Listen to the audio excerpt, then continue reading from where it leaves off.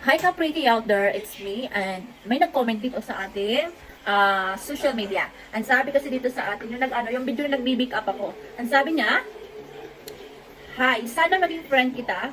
Paano makahanap at saan mo siya sana magkaroon din ako ng apam na mabait." Okay, ito siya. Ito kami. Ayan. Ayan siya. Ito na ba?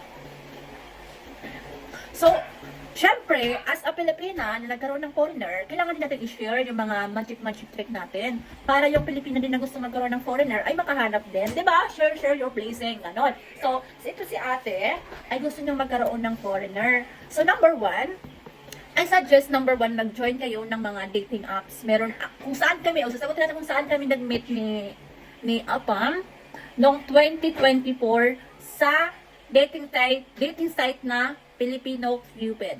Okay, mas ano yan ha, mas real yan. Filipino Cupid, doon kami nagkita. Doon kami nagkakilala, hindi pa nagkita. Doon kami nagkakilala. Then, syempre, bago ka makapunta doon, kailangan mo mag-join ng dating site. Number one, mag-join ng dating site sa Filipino Cupid. Yun ang mas recommendable ko para sa mga Pilipina na naghahanap ng foreigner. Number two, syempre, gumawa ka ng account. May mga picture ka doon, yung real picture ha, yung bagong picture, yung bagong selfie, yung ganon. Para may idea yung mga foreigner na makikita ka na ganun ka, di ba?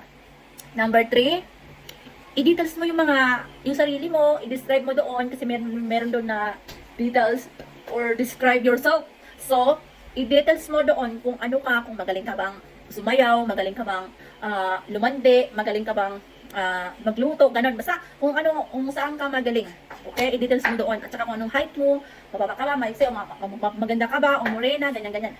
Then, number 4, dapat marunong tayo mag-English, no? Kahit basic lang, yung tanungin ka lang ng how are you doing? I'm good, I'm okay. How about you?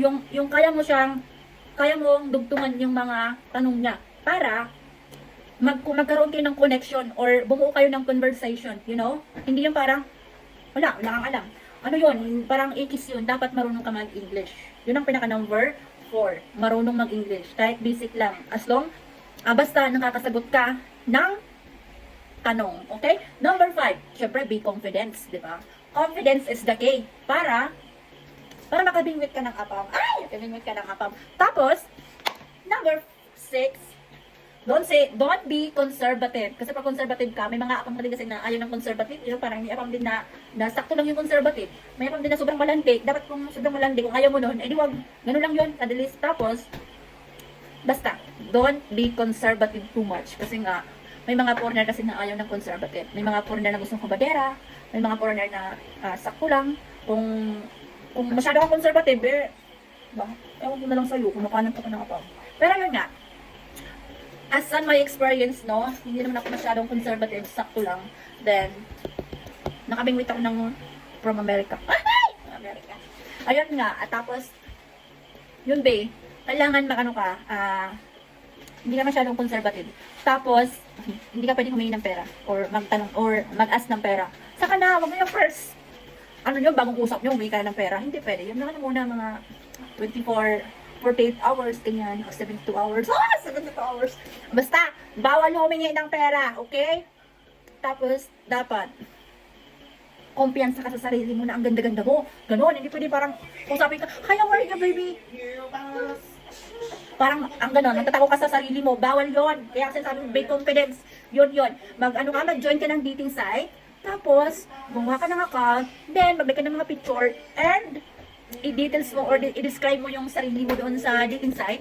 And number 4, magano ka ng mga basic English para once na tinanong ka na, alam mo na, di ba? Then confidence, syempre, be confident sa sarili natin. Then number 6, don't be conservative. Okay?